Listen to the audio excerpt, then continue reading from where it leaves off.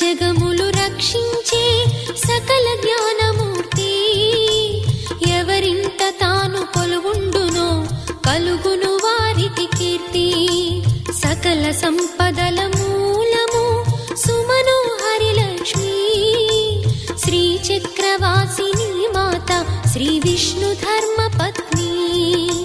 తనని నమ్మిన భక్తులకు దరిద్రమును బాపు.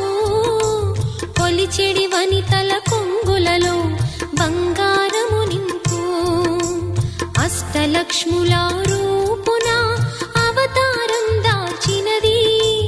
కష్టములను తొలగించగా భూమిలో వెలసినది.